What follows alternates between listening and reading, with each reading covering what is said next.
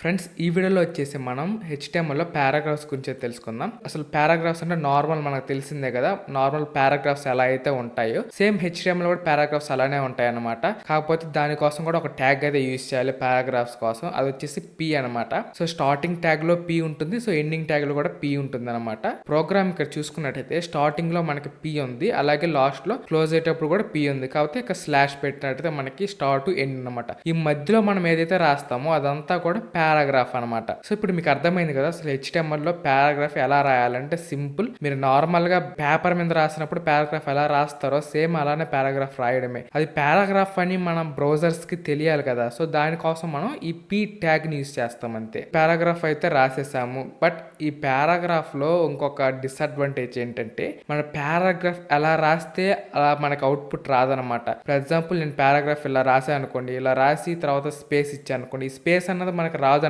ఈ స్పేస్ రాకుండా దగ్గరికి వచ్చేస్తుంది అనమాట, నార్మల్ గానే వచ్చేస్తుంది మనకి. సో ఈ మనకి పారాగ్రాఫ్ ఇలానే రావాలి, సో ఈ లైన్ ఇక్కడ వరకు రావాలి, తర్వాత నెక్స్ట్ లైన్ లో ఇది స్టార్ట్ అవ్వాలి, ఇంతవరకే మనకి ఇది కట్ అవ్వాలి అన్నప్పుడు అలా అవ్వదనమాట. పారాగ్రాఫ్లో మనకు అంతా ఒక లైన్ వచ్చి మళ్ళీ కిందకి స్టార్ట్ అవుద్ది అనమాట. అంటే ఇక్కడ నుంచి ఇక్కడ వరకు రావాలనుకోండి, ఇలా వచ్చి మళ్ళీ స్టార్ట్ అవుతుంది, కానీ నాకు ఇక్కడ వరకే రావాలి లైన్, తర్వాత మళ్ళీ ఇంకో లైన్ స్టార్ట్ అవ్వాలి, ఇలా అవ్వదనమాట. దానికోసం మనకి వేరే ట్యాగ్ అయితే ఉంది, ఆ ట్యాగ్ని యూస్ చేసుకొని మనం అయితే ఈ పారాగ్రాఫ్స్ మనకి నచ్చిన లెంత్ లో మనకు నచ్చినట్టు మనం అయితే రాయొచ్చు. అండ్ నెక్స్ట్ వన్ వచ్చేసి హెచ్టిఎంఎల్ హారిజంటల్ రూల్స్ అనమాట. సో హారిజంటల్ రూల్ అంటే మనకు అర్థమవుతుంది కదా, ఇలా హారిజంటల్ గా ఒక లైన్ అనేది వస్తుంది అనమాట.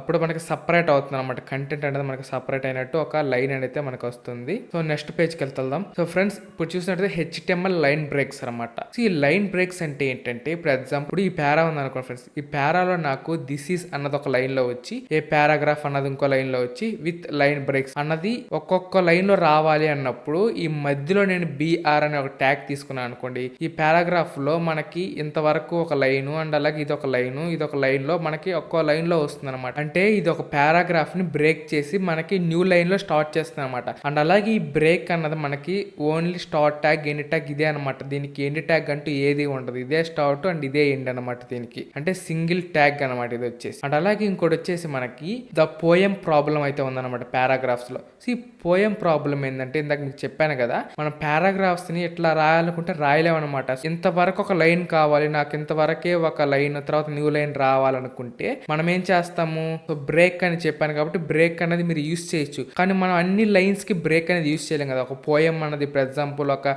20-30 లైన్స్ ఒక పోయం ఉంది అనుకోండి, ప్రతి దానికి అట్లా యూస్ చేయలేరు కదా. దానికి సొల్యూషన్ ఏంటంటే ప్రీ ట్యాగ్ అనమాట. సో ఈ ప్రీ ట్యాగ్ అంటే ఏంటంటే, ఎగ్జాంపుల్ ఈ ప్రీ ట్యాగ్ ని మనం కనుక తీసుకున్నాం అనుకోండి పారాగ్రాఫ్ పైన కింద, సో ఇదంతా కూడా మనకి యాస్టీజ్ ఎలా ఉందో సో అలానే మనకి వచ్చేస్తుంది అనమాట. అంటే మనం బ్రేక్ ట్యాగ్ ప్రతి దానికి యూస్ చేయకుండా మొత్తాన్ని కూడా మనం ప్రీ ట్యాగ్ లో పెట్టినట్టయితే అది ఎలా ఉందో అలానే మనకి వెబ్ పేజ్ లో అయితే వస్తుంది అనమాట. ఫ్రెండ్స్ ఇప్పుడు వచ్చేసి నేను ఒక పారాగ్రాఫ్ ట్యాగ్ అయితే తీసుకున్నాను, starting tag and ending tag. ఇప్పుడు వచ్చేసి దీని మధ్యలో నేను ఒక పోయం అయితే ఇచ్చాను అనమాట. ఇప్పుడు ఈ పోయం లో ఎట్టుందంటే ఇక్కడ నుంచి ఇక్కడ వరకు ఒక లైన్, ఇక్కడ నుంచి ఇక్కడ వరకు ఒక లైన్, సో ఇదంతా ఒక పారానే, కానీ ఇది ఒక పోయం, నాకు ఇక్కడ నుంచి ఇలానే రావాలి అని ఉంది. సో ఇప్పుడు వచ్చేసి దీని అయితే నేనైతే సేవ్ చేస్తాను అనమాట, కంట్రోల్ సేవ్ చేశాను. ఇప్పుడు వచ్చేసి దీని అయితే రన్ చేద్దాం. ఇప్పుడు ఇక్కడ మనం index.html దీని అయితే డబుల్ క్లిక్ చేసినట్టయితే ఫ్రెండ్స్ మీరు చూసినట్టయితే మనకి ఇక్కడ మొత్తం నేను రాసిన పోయం అంతా కూడా నాకు సింగిల్ లైన్ లో వచ్చేసింది. ఇక్కడ చూసినట్టయితే నేను ఎలా రాశాను, ఒక్క లైన్ లో రాశాను, మొత్తం 4 లైన్స్ లో నేనైతే ఈ పోయం రాశాను, కానీ నాకు ఎలా వచ్చింది 4 లైన్స్ కూడా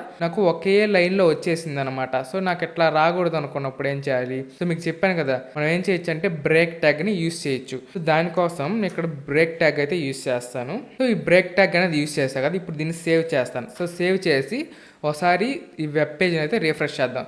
సో చూడొచ్చు నాకు ఈ ఫస్ట్ లైన్ అనేది ఇక్కడ వరకు వచ్చి బ్రేక్ అయిపోయింది. ఇప్పుడు తర్వాత అన్ని కూడా కింద లైన్కి వచ్చేసాయి అనమాట. ఇప్పుడు వచ్చేసి నేను ఈ బ్రేక్ ట్యాగ్ ని అన్ని దగ్గరలా తీసుకుంటాను అనమాట. సో ఫ్రెండ్స్ ఇప్పుడు వచ్చేసి ఈ బ్రేక్ ట్యాగ్ నేను ప్రతి లైన్ కింద అయితే తీసుకున్నాను అనమాట. ఇప్పుడు దీన్ని సేవ్ చేసి ఇంకోసారి రిఫ్రెష్ చేద్దాం. సో రిఫ్రెష్ చేసినట్టయితే ప్రతి లైన్ కూడా బ్రేక్ అయిపోయి నాకు పోయం అనేది నేను ఎలా ఇచ్చానో అలా వచ్చేసింది. బట్ ఇది బాగానే ఉంది, కానీ ఇవి 4 లైన్స్ కాబట్టి మనకు ఓకే, కానీ ఎక్కువ లైన్స్ ఉన్నాయంటే మనం ఇలా చేయలేం కదా, సో దానికోసం మనం ప్రీ ట్యాగ్ని అయితే యూస్ చేయొచ్చు అనమాట. సో ఆ ప్రీ ట్యాగ్ ఎలా యూస్ చేయాలని చూద్దాం. ఇప్పుడు నేను మొత్తం అన్నీ తీసేసాను. ఇప్పుడు దీన్ని సేవ్ చేసి ఒకసారి రిఫ్రెష్ చేస్తే మనకి నార్మల్గా సింగిల్ లైన్లోనే వచ్చేసింది. ఇప్పుడు ఏం చేద్దామంటే మనం ప్రీ ట్యాగ్ని తీసుకుందాం. సో ఈ ప్రీ ట్యాగ్ ఎలా యూస్ అవుతుందో చూద్దాం. సో నేను వచ్చేసి ఇప్పుడు ప్రీ ట్యాగ్ అయితే తీసుకున్నాను. ఇక్కడ చూడొచ్చు ప్రీ ట్యాగ్ అన్నది ఈ పారాగ్రాఫ్ ట్యాగ్కి పైన అయితే తీసుకున్నాను అనమాట. ఈ ప్రీ ట్యాగ్ అన్నది ఇప్పుడు వచ్చేసి దీన్ని సేవ్ చేస్తున్నాను. సో సేవ్ చేసి ఇప్పుడు వచ్చేసి ఇంకోసారి రిఫ్రెష్ చేద్దాం. సో రిఫ్రెష్ చేసినట్టయితే మీరు చూడొచ్చు ఓఎం అనేది మనకి అక్కడ ఎలా అయితే ఉందో సేమ్ అలానే ఇక్కడ కూడా మనకు వచ్చేసింది అనమాట. ప్రీ ట్యాగ్ యూస్ చేసినందువల్ల ఇక్కడ వచ్చేసి ఇది మనకి కొంచెం ముందుగా స్టార్ట్ అయింది. వచ్చేసి మనకి స్పేస్ అయితే ఉంది. సో అదెందుకంటే ఇక్కడ మనం చూసినట్టయితే ఇక్కడ దీన్ని ఇక్కడ స్టార్ట్ చేసాం కదా, అందుకని. సో ఇప్పుడు చూడొచ్చు మనకి మొత్తం అన్నీ కూడా ఈక్వల్గా ఉన్నాయన్నమాట. ఇప్పుడు వచ్చేసి నేను ఈ లైన్ని కూడా ఇక్కడికి తీసేసుకున్నాను. ఇప్పుడు మొత్తం కూడా మనకి ఈక్వల్గా ఉన్నాయి. ఇప్పుడు దీన్ని మళ్ళీ ఒకసారి సేవ్ చేస్తాను. ఇప్పుడు వచ్చేసి ఒకసారి మళ్ళీ రిఫ్రెష్ చేసినట్టయితే ఇది మనకి మొత్తం కూడా అడ్జస్ట్ అయిపోతాయి. సేమ్ అన్నీ కూడా మనకి ఒక దగ్గర నుంచే స్టార్ట్ అవుతున్నాయి అనమాట. అలాగే ఆ లైన్ కూడా అక్కడికి ఎండ్ అయిపోతుంది అనమాట. అండ్ ఫ్రెండ్స్ నెక్స్ట్ వచ్చేసి హెచ్ఆర్ ట్యాగ్ అనమాట. నేను చెప్పాను కదా హెచ్ఆర్ అంటే మనకి హారిజాంటల్ రూల్ అని.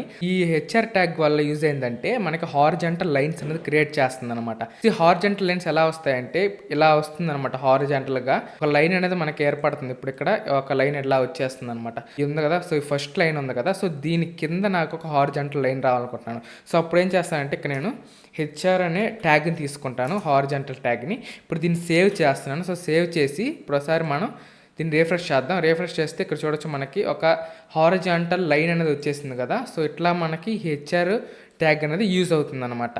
బ్రేక్ ట్యాగ్కి హెచ్ఆర్ ట్యాగ్కి మనకి ఓన్లీ ఒక్క ట్యాగే ఉంటుంది అనమాట, సింగిల్ ట్యాగ్. దీనికి ఎటువంటి ఎండింగ్ ట్యాగ్స్ అయితే ఉండవు అనమాట. బ్రేక్ ట్యాగ్, హెచ్ఆర్ ట్యాగ్కి ఇలాంటి ట్యాగ్స్ కొన్ని అయితే ఉంటాయి మనకి హెచ్టిఎంఎల్లో, మనకి ఎండింగ్ లేకుండా ఉండే ట్యాగ్స్.